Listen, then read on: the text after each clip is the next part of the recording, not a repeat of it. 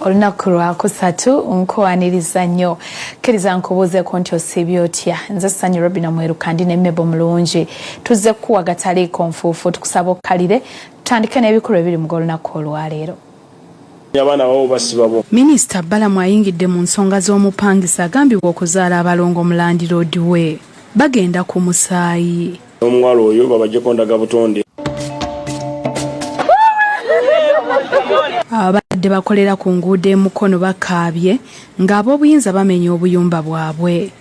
Ffe tunaddawa. Bagenda kubeera bwatya buli omwatu bangi. Olutalo Trump lwe yawakula ku Iran lwongedde okumukeeta. Ayagala luggwe mu wiiki 3. Maybe 2 weeks, maybe 3. 8 is a stamp duty amendment bill. Gavumenti eyanjudde emisolo gy'eyagala okuwooza ku bannayuganda. Amafuta, ettaka ne seminti ebyongeddeko omusolo. Olwedde ebbeeyi y'amafuta yalinnye dda mu nsi yonna olw'entalo eziri e Iran. Kakati ate obongeddeko n'okuwa wano.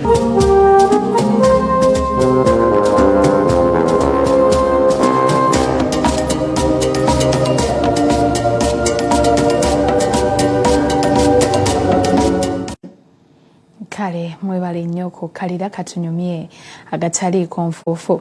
Tutandise ne gavumenti ng'eyita minisita w'abaana n'abavubuka Balamu Baruhagara eyingidde mu nsonga za Nnaalongo eyatabuse n'ebba eyamujja mu maka g'abakadde be ku bigambibwa nti abalongo yandibanga yabazaala mu Land Road waabwe. Bino byabadde bulaga ku Lwemityana ng'eggulire lino twalikulaze mu gataliiko nfuufu olunaku olw'eggulo. Ebya Nnaalongo Esther gambibwa okuzaala abalongo mu Land Road we Ssentabule byongedde okulanda. Gavumenti ng'eyita minisita w'abaana n'abavubuka Balamu Baruhagara bwe biyingiddemu.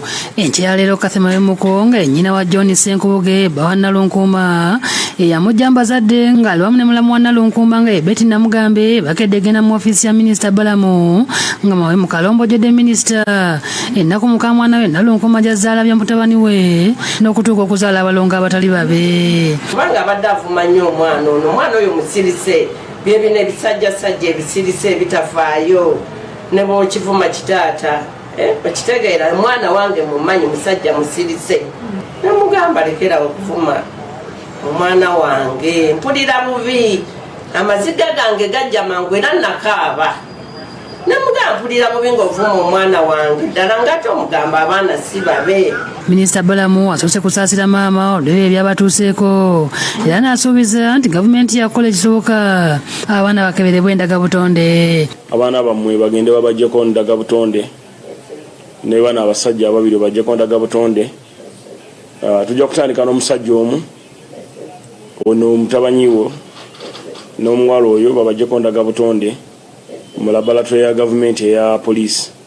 Agamba nti nga minisitule y'ekikula ky'abantu bakwatagana ne ofiisi ya ssaabaduumizi wa poliisi okulaba ng'abantu bonna bakwatibwako bakeberebwa endaga butonde.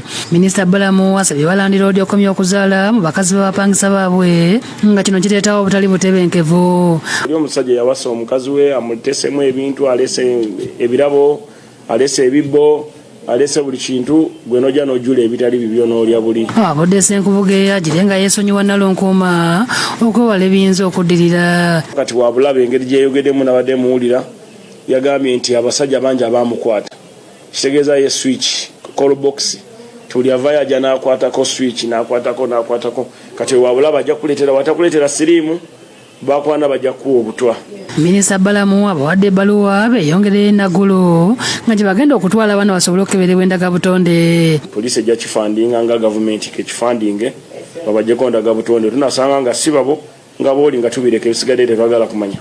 Ekikulu kikyo gwe kumanya abaana babo basi babo. Minisita akubidde Nnaalongo essimu amunnyonnyole ku buzaalibwa abalongo abafuuseka n'aluzaala ng'omuwulu amulisa ku mmere era Nnaalongo n'ayongera okukikkaatiriza nti abaana si ba Ssenkubuge. Nemugamba ekituufu abaana baki si baabo. Lwaki wamanya otya nti si babo wabakebeza? Si kubakebeza kuba nti okusinziira ebbanga we lyaliwo omukulu nali ndudde obeerako naye ng'ali safaari. Nalunkoma abulidde minisita Balamu nti yali ava ku mulimu ne wabawo abasajja baali mu mmotoka bamuwa ku lifuti kyokka mu kumutwala ate bamwefuulira ne bamusobyako kirindi era oluvannyuma lwa sabbiiti 2 yakizuula nti yali lubuto nga bino byonna byabeerawo nga basi enkubuga agenze safaari. Nali nva ku mulimu ekiro nga nnyonnyoka ne bampa lifuti. Tunayimbira nga tukutwale kukonze biki konze ntuukawo kumpi njamu tukutwaleko. Bali mu basatu. Olwatuuka ne bankwasa obuliisa maanya era olunaku olwo nakomawo ekiriwako omukulu teyaliiwo.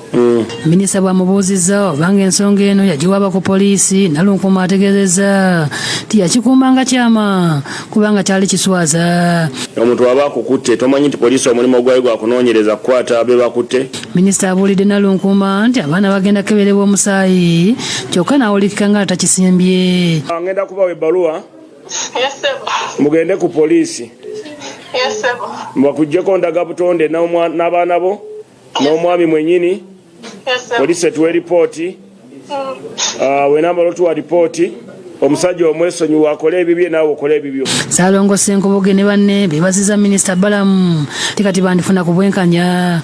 Kubeera nga afuddeyo okunwanirira ku nsonga z'abaana abadde bamubye omutwe abadde banvumya abadde madamu batuse n'okunsoga nti alina byagenda okunkola. Naye bakebera abaana endagabutonde ne mwannyinaze abeere akakase era akkirize nti abaana si yabazaala.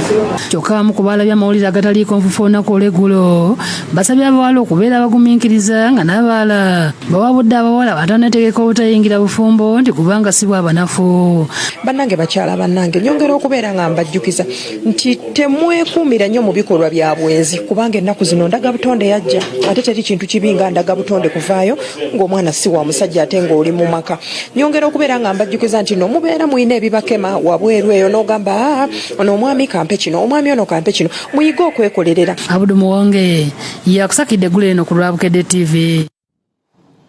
Ate embeera ekedde ya bunkenke n'amaziga okuva mu basuubuzi abakulira ekibuga eky'Emukono bwe bakedde okumenya obuyumba bwonna obuli mu kibangirizi ky'enguudo Mukono. Kino kye kimu ku bikwekweta ebize biyindira mu bibuga eby'enjawulo nga kyatandikira wano mu kibuga Kampala. Gibadde Miranga nakwazira na munisipali y'Emukono nga basuubuzi abakolera ku nguudo ez'enjawulo basendebwa mu kikwekweta kimanyiddwa nga trade order nje ya leero.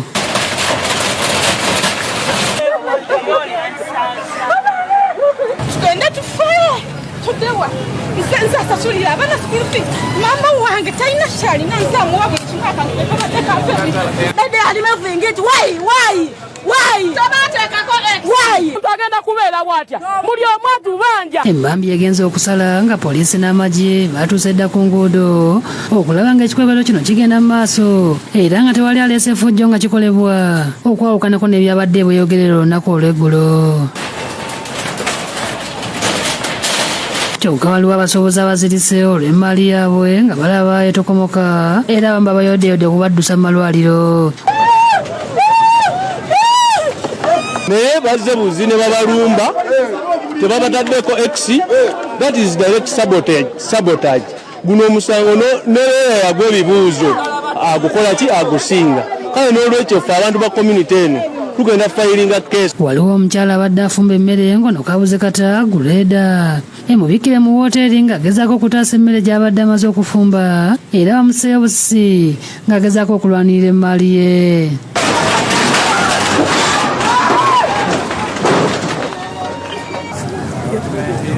Waliwo abamu ku bannannyini bizimbe olabye ng'ekikwekweto kikutte akati ne baagala okutaasa emu ku mmaali yaabwe ekitesobose olw'obuwangu Greda bwe yabadde yeekuulirako nga bano babadde n'abasuubuzi ab'amaanyi okuli Eastman Sons ng'ono emmaali ye esinga yonna omuli entebe ez'ebbeeyi esaanyeewo.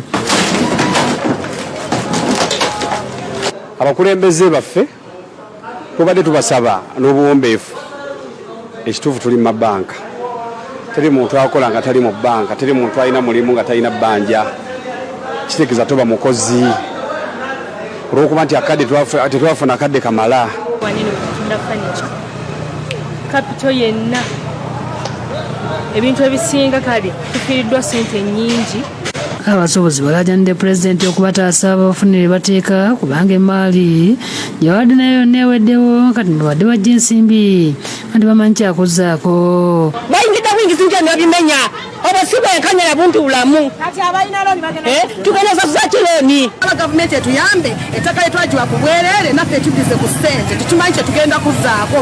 Luno oluguudo batugamba tuweeyo ku bwereere tulekewo obukonteyina butuyambeko yaffe bwaffe bubadde mu landi naye naffe era batulumbyeyo.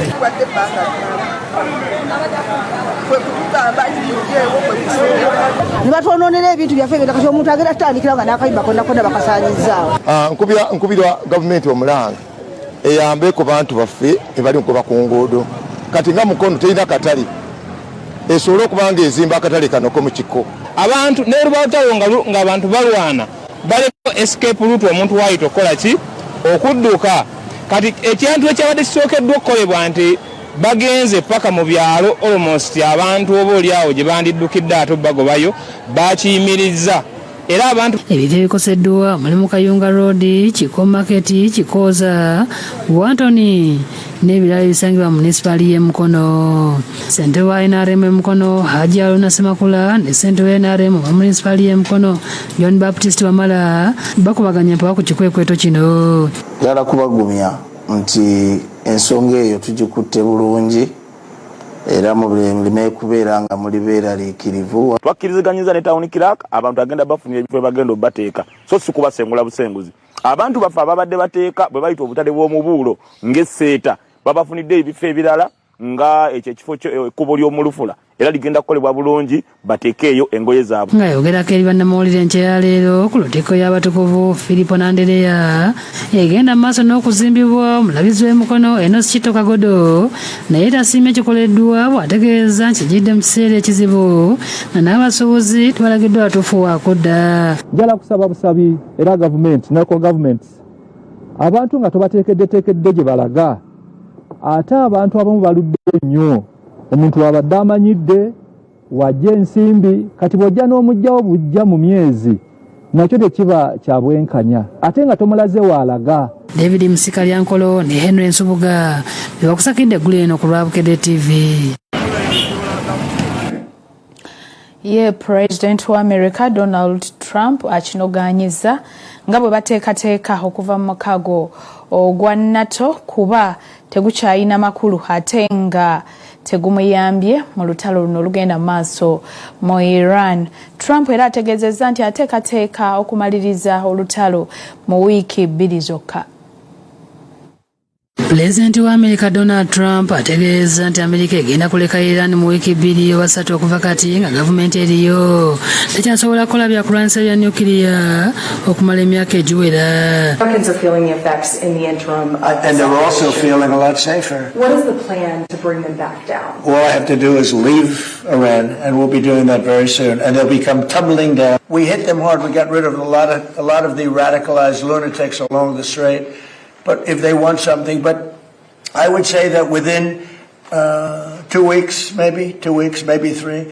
Ng'ayogera mu Oval Office, Trump azzeemu okukaatiriza nga Iran bwe yeegayiridde okussa emikono ku ndagaano ekomya olutalo ng'okusaba kuno kwakoleddwa pulezidenti wa Iran yennyini Masoud Pezeshkian. They are begging to make a deal, not me.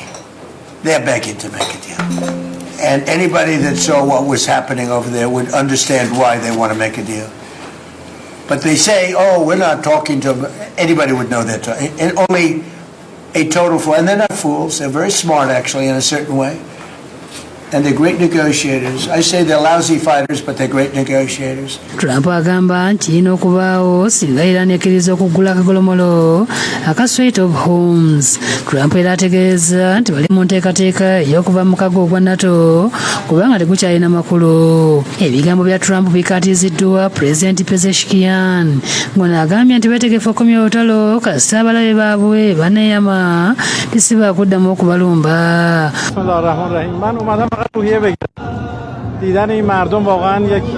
Wabula eggye lya Iran litegeeza nti lijja kumala agaggula akagolomolo ka Strait of Hormuz eri abalabe baabwe n'okuzinira ku ntoli za Trump. the armed forces of the Islamic Republic of Iran will, in a retaliatory action, target the residences of American and Zionist regime commanders and political officials in the region and in the occupied territories. Ebijjidde nga Israel eyongedde okukola ennumba ku kibuga Tehran. Ekikulu ekya Iran nga mu kiro kyonna basuze bakisuulako bbomu.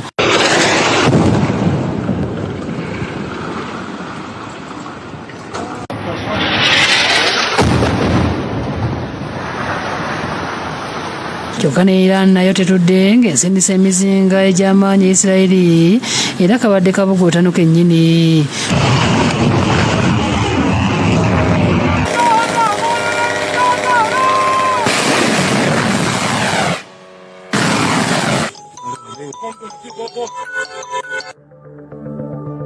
Mubaddewo obweraliikirivu mu United Arab Emirates, Iran be basindikidde emizinga 5 ne drone 35. Mwekyo Pulezidenti wa China Xi Jinping ne Pakistan bataddewo ensonga 5 zebagenda okwesigamako okulaba ng'olutalo luno lukomezebwa. Enteekateeka eno yatuukiddwako oluvannyuma lwa minisita w'ensonga z'ebweru Pakistan okugenda e Beijing okusaba China ebyeko kyekola ku nteeseganya okukomya olutalo. Kale ate gavumenti mu butongole eyanjulidde Parliament ennongoosereza mu mateeka ag'emisolo geyagala okwesigamako okuŋŋaanya omusolo gunaayimirizaawo embalirira y'eggwanga ey'omwaka gw'ebyensimbi 2026-2027 ng'eneeweza trillion 84. Budget that I have just read has been prepared under the theme full monetization of the Uganda's economy through commercial agriculture, industrialization, expanding and broadening services, digital transformation, and market access. Ennongoosereza mateeka g'emisolo zanjoddwa eri Paalamenti minisita omubeezi w'ebyensimbi Henry Musasizi nga gano kuliko erya Traffic and Road Safety Amendment Bill 2026. Gavumenti mweyagalira okusala ku myaka gy'emmotoka enkadde ziyingira mu ggwanga okuva ku myaka 15 okudda ku myaka 13. Emmotoka enkadde zonna ezisussa emyaka 13 kuva lwe zaakolebwa gavumenti eyagala zireme kuyingira ggwanga okutaasa obutonde bw'ensi bwerumiriza nti emmotoka enkadde zibutatanye nnyo. Mu bbago lino emmotoka eziri mu mwaka ogwo zijja kusigala nzijja mu Uganda okutuusa ng'ennaku z'omwezi 31 omwezi ogwa Desemba omwaka guno era nga zose zakosebwa mu tteeka lino. Gavumenti eyagala etteeka lino litandika okusibwa mu nkola ng'ennaku z'omwezi lumu omwezi ogwa 7 omwaka guno. Bayinza otugamba ti traffic jam yeeyongedde tutunuulira engeri y'okkendeezaamu oba abantu okugula amamotoka, naye ng'oyagala ku discouraginga abantu okugula emmotoka obawadde alternatives endala okuggyako obanga ogamba nti kati tutandike tambulira ku bugaali ne piki, naye obanga tonatuwa alternatives endala lwaki oba oyongeza emisolo ku mmotoka. Etteeka eddala gavumenti lyetutte eri Paalamenti lyeyagala likolebwemu ennongoosereza lya excise duty erikwata ku musolo ogusoloozebwa ku bintu ebirabwa ng'ebyokwejalabya gamba ng'amafuta, seminti, omwenge, layimu, vanishi, langi n'ebirala. Ku nnongoosereza zino gavumenti eyagala okwongera ku musolo gwa nusu 200 gwesolooza ku lita y'amafuta okuli aga petroli ne dizero. Mu kiseera kino buli lita y'amafuta ga petroli gavumenti egisoloozaako siringi 550 ng'eyagala eyongereko nusu 2 okutuuka ku nusu 175 zeyagala okusolooza ku buli lita y'amafuta. Amafuta aga dizero mu kiseera kino gavumenti buli lita egisoloozaako siringi 230 ng'eyagala okwongezaako siringi 2 okutuuka ku siringi 430. To introduce 200 shillings per litre of fuel. So why are we doing it? We want revenue to meet the expenditures which I have also laid.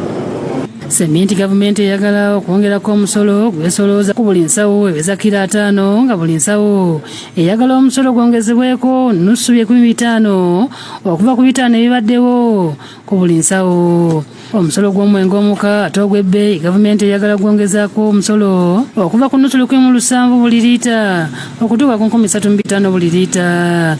Langi ne vanishi agiwa ebweru w'eggwanga gavumenti eyagala okuggyako omusolo gwa nusu 2,000 ku buli liita oba buli kiro. Omusolo omulala gavumenti gwetutte eri palamenti gwa Stamp Duty Amendment Bill nga guno eyagala okwongeza omusolo gavumenti gwesolooza ku ttaka eritundibwa okuva ku mutemwa gwa $1.5 okutuuka ku $3 eby'omutemwa ogutundibwa mu ttaka eryo.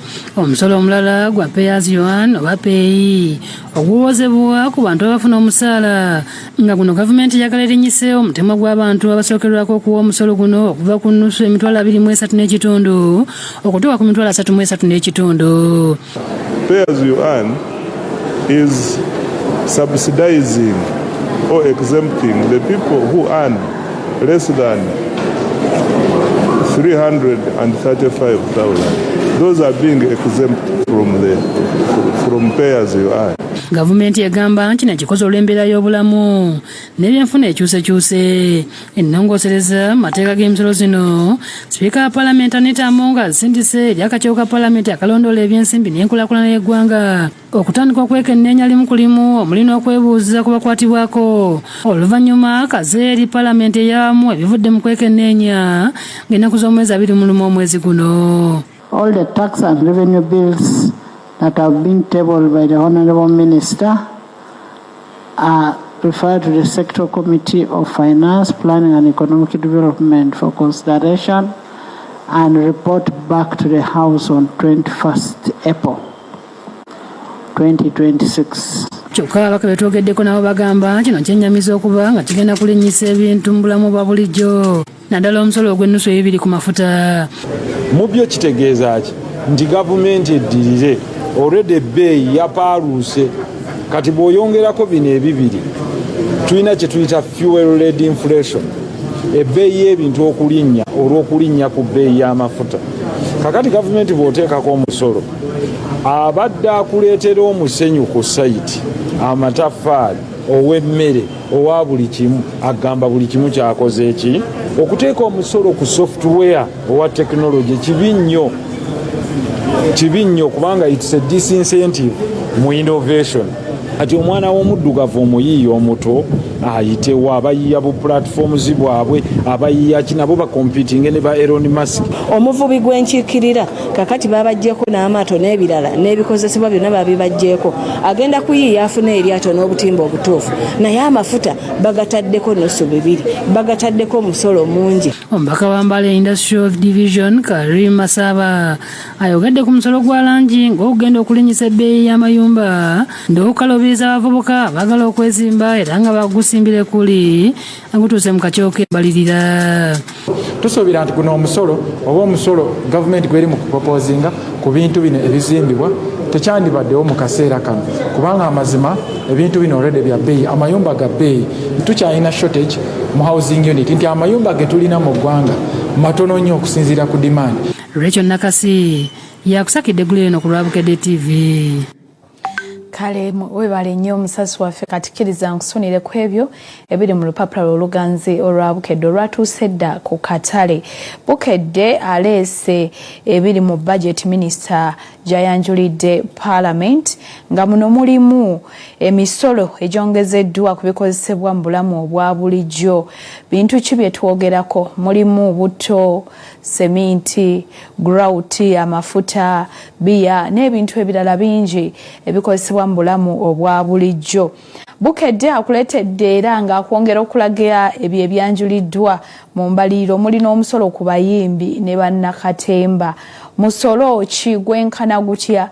Gulo olupapula oluganzi olwabukedde oyongere okumanya. Ayongedde n'aleeta emisolo ku betting ne kalonda omulala. Alaze n'enguudo ezigenda okukolebwa saako ne kalonda omulala mungi ku lutalo olwa Iran. Trump alaze nga bw'ayinza okukiggala mu mbeera yonna. Byonna ogenda bisanga mu lupapula oluganzi olwabukedde. Ate era abatunuulizi balaze olusozi Trump lwayolekedde. Byonna Bukedde olupapula oluganzi lwe lubirina. Wamu n'emboozi eyo nsaba okkirize tugenda kusooka tukuumuzeemu mu gataliiko nfuufu. Tugenda kudda n'ekitundu kyaffe ekyokubiri mulimu gano.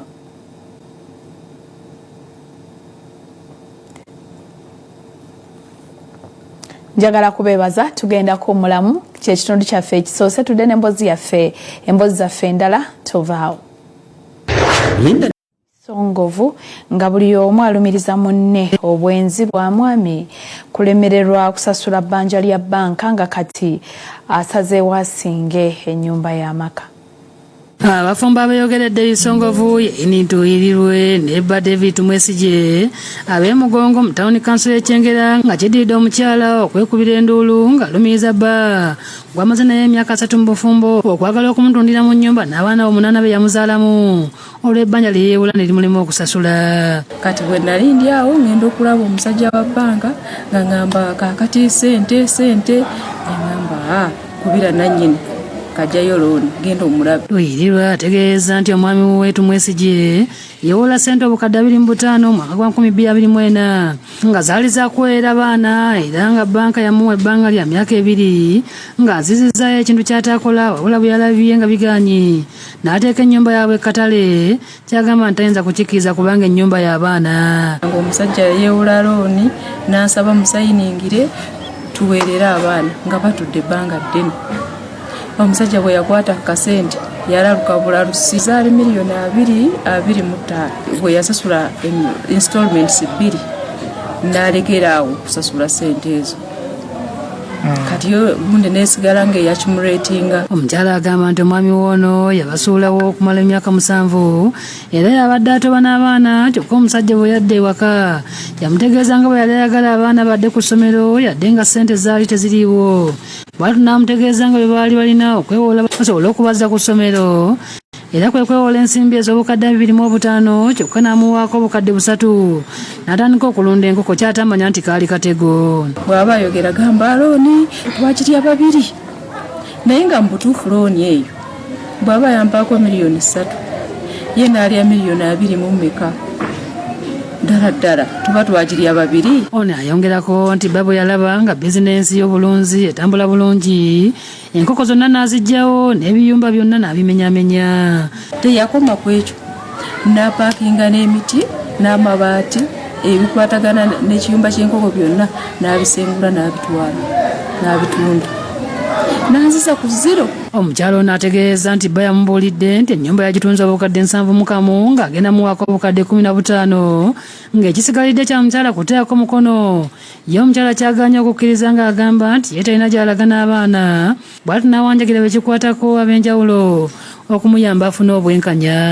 Tatiza wa matrimonial home kaakati nze ntunde ndagewa kale ompadde ezange ate abaana bange nze nzadde twetaaga paakingi. Nsaba obuyambi eri gavumenti kulaba nti abaana bange bannange tetubula wa kusula. Muwala w'abafumbo bano omukulu nga ye Maria Namalwa ategeeza nti bo ng'abaana banyiivu olw'ekikolwa kya kitaabwe bw'atu n'asaba kitaabwe okwekuba mu kifuba abalekera amaka ago. Yasayiningisa maama waffe ebipapula nga ayagala tuweerera fiizi ne fiizi teyazisasula ssente yakuliita nazo n'azirya. Essaawa zino aba banka beetaaga ssente zaabwe zaatali wiringi kusasula. Oba abakyala mu kitundu kino nga ye Josephine Nabukeera ategeeza nti ensonga z'abafumbo bano kyajja azitegeere nga RDC wa Kiso Justin Mbabazi yamukubira essimu ng'asaba akakyokeerosi okuzituulamu okulaba ng'omukyala afuna obwenkanya tiwabula nabo ng'abakulembeze zirabika nga zibayinze. Kyokka n'alaga okutya olw'embeera eyinza okuddako bw'atu n'asaba ofiisi eziddukanya amaka n'obufumbo okuyingira mu nsonga eno omukyala afune obwenkanya. Ne banka yennyini eve yetu ddala ssente ezo gye ziri zagamba ze babanja bwe kiba kisoboka nga mukyala RDC we yasazeewo ayongere okutuyamba omukyala afune obwenkanya. Ye taata Tumwesigye yatadde ennyumba katale ategeeza nti ku baana 8 omukyala bayogerako bonna yabalina mukyala ekiruhura era ng'omukyala naye yennyini ku ssente ze beewola yafunako era ng'ono akatemya omukyala nti obuvunaanyizibwa ku maka g'Ekyengera kati banka yeebulina bw'atu n'amuwa amagezi okuddayo mukyala ekiruhura kubanga obudde bwonna watundibwa. Twala n'essente naye yaziryako. Alina abaana 8 be namuzaalako abaana 4 balina eno mu kyalo abaana abakulu balina eyo. Nga tweyiiya twefaako abaana ne bayingira street nga bato abaana bangalese bavuddemu abeetwazisizza kati yawoza nze abaana nze mbalina mbalabirira kwegamba yogera nnyo. Noliyati Namagembe yakusakidde eggulu eno ku Lwabukedde TV. ng'amazaalibwa ga Beene gakubye koodi olunaku olwaleero tukuleetedde ebikwata ku kika ekyabalangira ab'Essanje abasangibwa e Kabano mu Kyotera.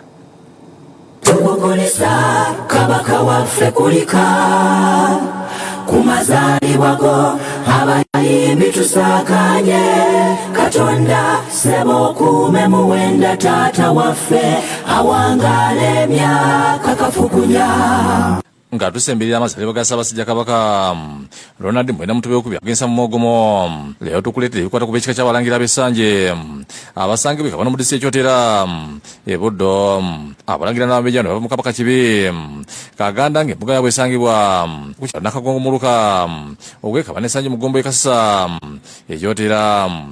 Tuli ku mutala guno Ssanje wali butaka bufu buno ajeje obwakabaka bwa Buganda nga bukyagabidde ettaka bwatuwa sukweya mayiro 8 kuno kututudde n'abatuuze abala ku basenze. Okusinziira ku mukulu w'abalangira n'abambejja bano Omulangira Paul Kalema Lutayinzibwa Ssajja lya Mbuga ye mukulembeze w'omusanvu w'entebe ya jjajjaabe abasooka okulembera emugende maze emyaka esombi 12. Ono alambuza omususaffe ebikwata ku kifo kino omuli omutuba ogwasibwa jjajjaabwe Kibi okuli emyaka 2 ennyumba ez'enjawulo eziri mu kifo kino omuli n'ebyoto abazzukulu gye bakuŋŋaanira kw'ossa n'ebikolebwa ku ttaka lyabwe litudde ku mayiro eziri 8 okuli enkulaakulana gye bataddeko okuli emwanyi Nasale Bedi y'emwanyi n'ebire bya Kalitonse. Taddewo bbeeri z'emwanyi taddewo n'emwanyi zennyini tutandise okulima n'okuteekawo ebibira bya Kalitonsi n'ebibadde bikyatusibye byanfuna naye tugezaako okukunga abazzukulu tutandikirawo okulabika tukolera wamu. Omulangira Kalema tugattidde okutulambuza ebifo ebyenjawulo okuli bijja kugalamidde bajjajja byeddira embigere olwezi lw'emizizo oluyitibwa Kabakyala n'ebirala. Byonna mizizo gye bulina omukyala ng'ali mu nsonga z'abakyala tayingira tasena ku luziro.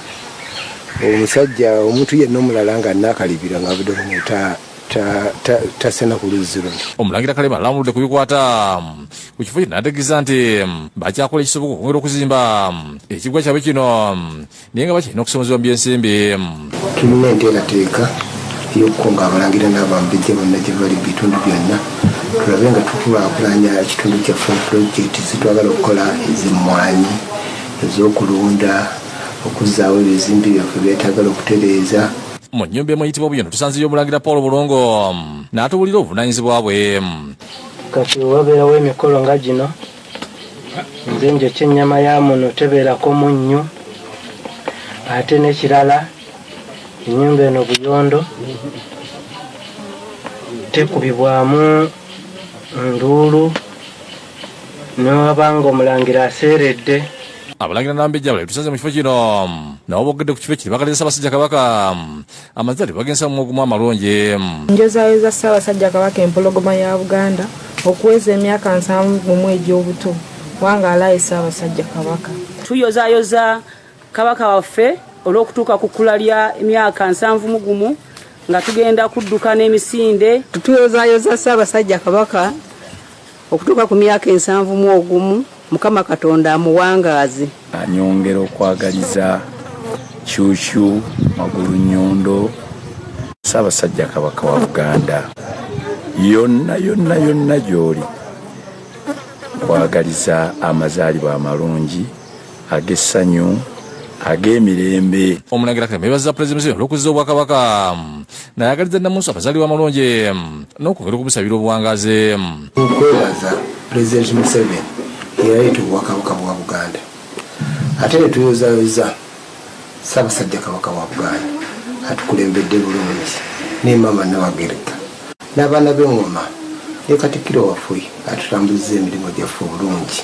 Azibukedde TV lwakavuga okuzuukusa ensibuko yeebika ebyenjawulo ekintu kyongedde okuleetera abazzukulu baabwe okuzuuka n'okusalawo okuwagira ensibuko yeebika byabwe.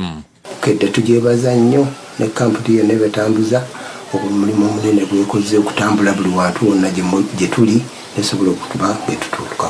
Muli wa John Bosco yakusakidde guno ku Lwabukedde TV.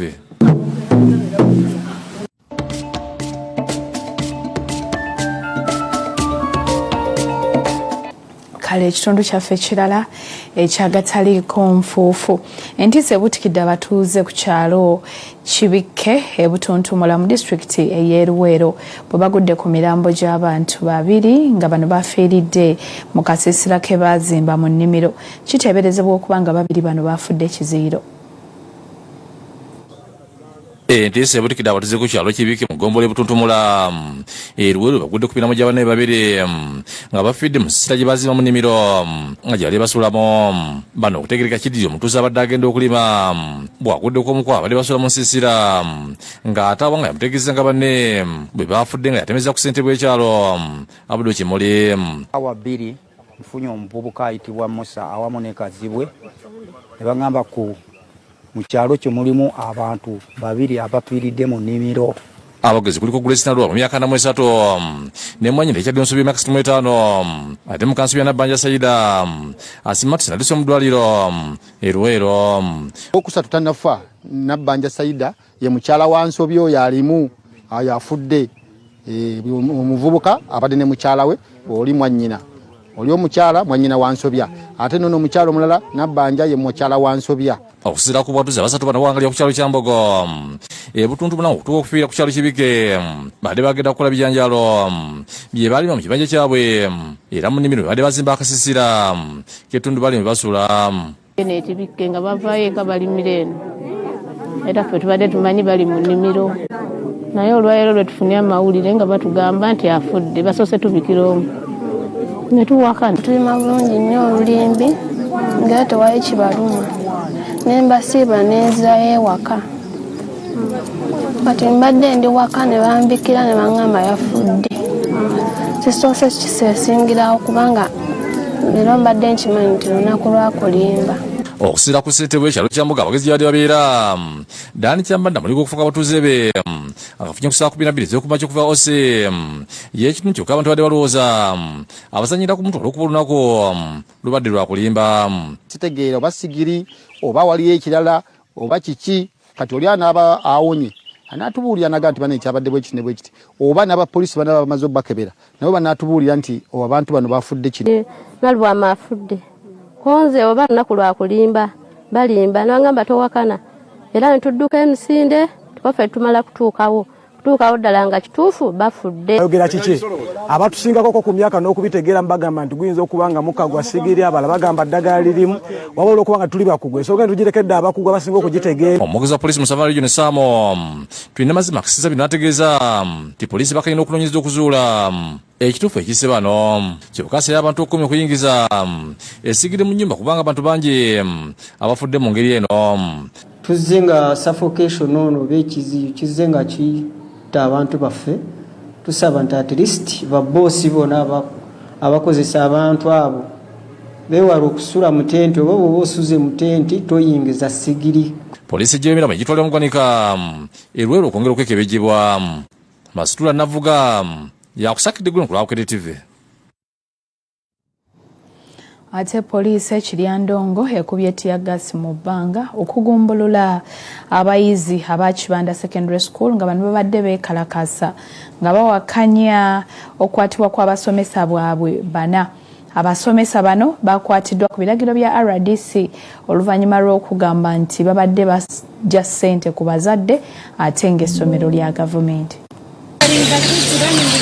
Akakiiko ak'ebyokwerinda mu disitulikiti ya Ndongo akolemiddwa amasitantala disitulikiti Samuel Mbabazi balumbye essomero lya Kibanda Secondary School lwaliro abazadde okwemulugunya kubasomesa nga basusse okubaggyako ssente oba se abaana baabwe bakugobwa. Ono disitulikiti ya Ndongo Ronald Byenjero abatadde ku nninga bamunyonyera emitendera mwe bayita okusaba abazadde ssente. For me, I have not denied any student from doing the exam. It is those ones, Wanamyuka akulira ebyensoma Geoffrey kwemala ategeeza nti ensimbi ezo zakanyizibwako mu lukiiko olw'abazadde.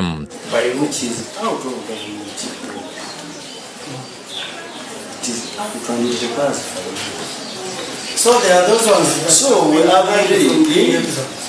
that if you have not the question, you are asking the question, but you are dodging the question. Can you stop the question? Because the words you are using here are not, because we're not chasing. Okay, you term them for us.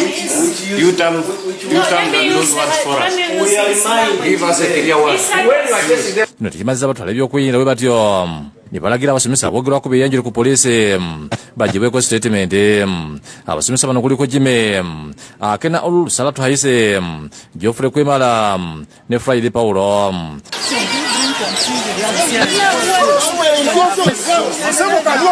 I push you. I push you.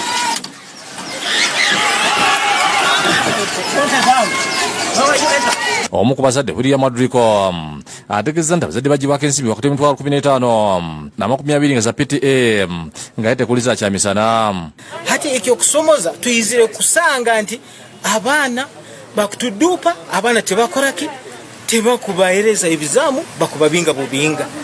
Hati na hijo babinga abaana bange bona. Kigambibwa nti bano kutwaliddwa abasigadde bakubye embayizi omuliro ne beekalakaasa embeera n'evidde ku poliisi okugumbulula abayizi ne tiyagasi era ne babuna emiwabo.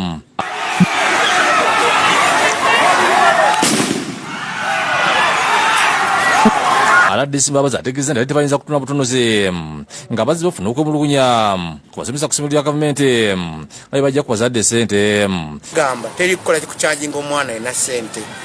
Genda obanje omwana omuzadde wabanga yakkiriza ogenda obanje eriwa mu kyalo naye tobanja ki omwana leka asome tomugoba ebweru. Bwetuukidde Reverend Edward Kirya atwala ebijigize ekyandongo kusibwa akisiza okuddako abasomesa abo olw'okujja ssente ku bazadde mu lukojjokojjo. Information of extortion, that evidence which is pinning down the teacher so that I can also confirm. Innocent atuganyira yakusakidde Green ku Lwabukedde TV.